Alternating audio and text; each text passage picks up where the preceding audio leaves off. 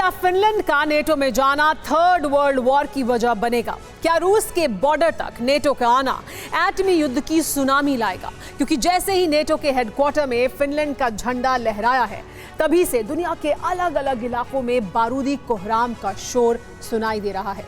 यकीन मानिए, हर 3 घंटे के भीतर किसी न किसी वॉर जोन में धमाका हो रहा है, विध्वंसक हथियारों की नुमाइश हो रही है।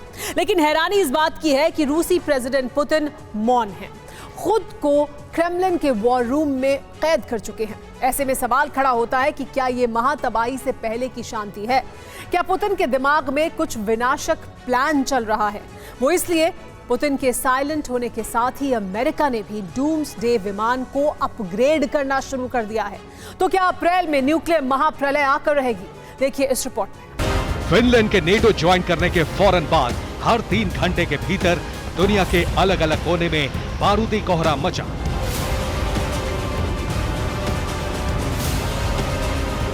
आधा दर्जन से ज्यादा देशों ने अपने विध्वंसक लड़ाकों और समुद्री जंगबाजों के जरिए गोला बारूद बरसाया।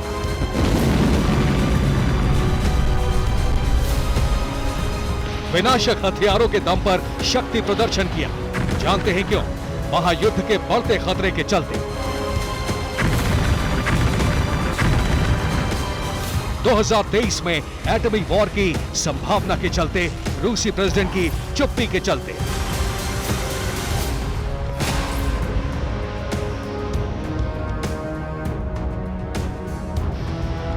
भले ही आपको यकीन ना हो, मगर फिनलैंड के नेटो में शामिल होने का आफ्टर इफेक्ट सिर्फ रूसी नहीं बल्कि पूरी दुनिया में देखा जा रहा है।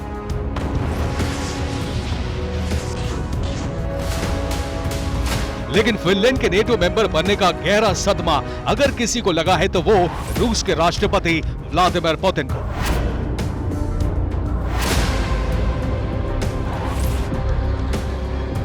दरअसल क्रेमलिन से एक सीक्रेट इनपुट सामने आया है, जिसके मुताबिक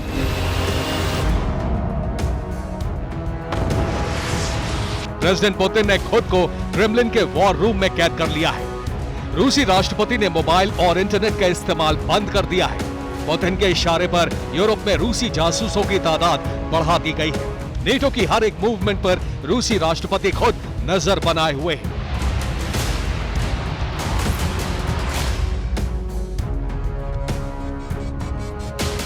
दरअसल अमेरिकी खुफिया एजेंसी ने इस बात की आशंका जताई है कि जल्द ही रूसी राष्ट्रपति कुछ विस्फोटक और विनाशकारी कदम उठाने वाले हैं। और ये आशंका यूं ही नहीं जताई गई। असल में इसके पीछे की वजह है रूस के डिप्टी फॉरेन मिनिस्टर का एक बयान, जो उन्होंने रशियन टीवी चैनल पर दिया है। आखिर क्या, ये भी जान लीजिए। रूस की तमाम चेतावनियों को दरकिनार कर फिनलैंड नेटो में शामिल हुआ। इसका मतलब ये नहीं कि हम कमजोर हो गए। असल में हम किसी भी तरह की जल्दबाजी नहीं करेंगे। क्रेमलिन आगे क्या एक्शन लेगा, कैसे लेगा, इसके बारे में अभी नहीं बताएंगे। मगर एक बात साफ है कि रूस किसी भी कीमत पर फिनलैंड और नेटो को नहीं बख्शेगा।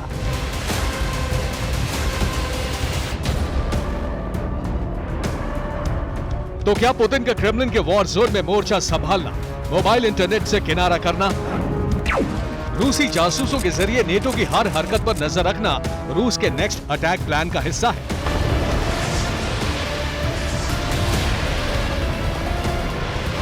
क्या जल्द ही पुतिन एटमी फाइल पर आखिरी सिग्नेचर करने वाले हैं?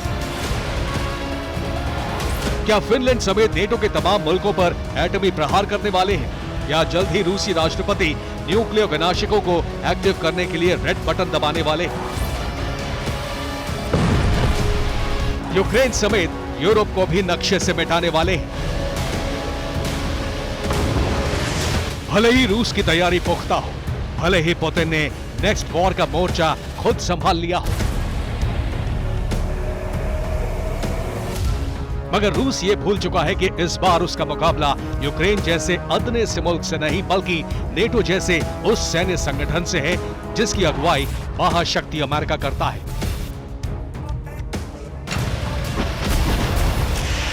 और यूएस के न्यूक्लियर अटैक प्लान का जवाब देने के लिए सुपर पावर ने अपने सबसे बड़े विनाशक को वॉर जोन में उतारने की तैयारी शुरू कर दी है।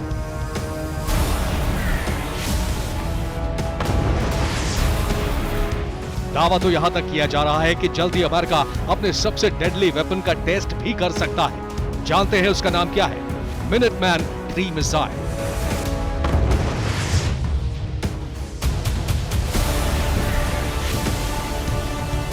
यूएस की मिनटमैन 3 मिसाइल एक लंबी दूरी तक मार करने वाली आईसीबीएम है, जिसकी सबसे बड़ी खासियत है हिट एंड डिस्ट्रॉय, यानी हमला करो और तबाह कर दो।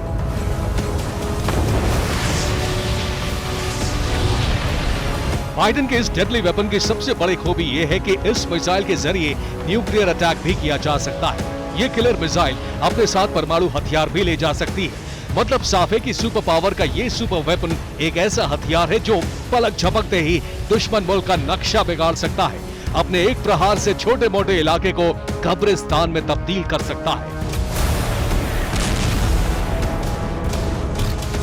आखिर कैसे, ये भी जान लीजिए।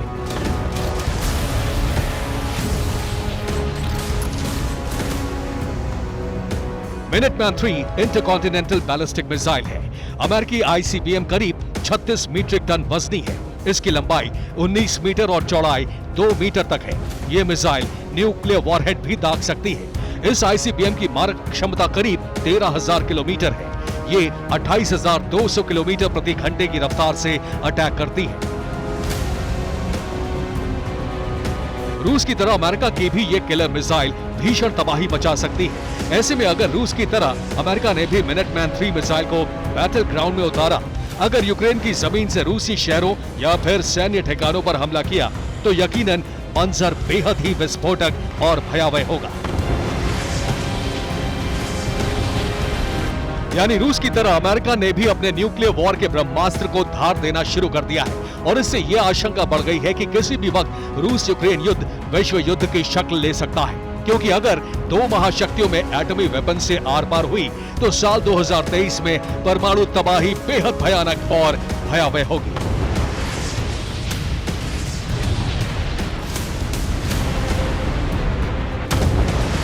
इतना ही नहीं, पेंटागन रूस से एक कदम आगे भी सोच रहा है, क्योंकि अमेरिका से यह भी खबर सामने आई है कि जल्द ही यूएस डूम्सडे विमान के अपग्रेड वर्जन को भी तैयार कर रहा है। और जानते हैं, सुपर पावर के डूम्सडे विमान को एडवांस बनाने का जिम्मा अमेरिका की 3 कंपनियों के पास है, जिसमें सबसे बड़ा नाम है नॉर्थरोप, दूसरा लॉकहीड और तीसरा रेथयॉन। ये तीनों डिफेंस कंपनियां दुनिया के सबसे शक्तिशाली और हाईटेक डूम्सडे प्लेन को तैयार करेंगी, जिसका नाम है EX-6 डूम्सडे एयरक्राफ्ट।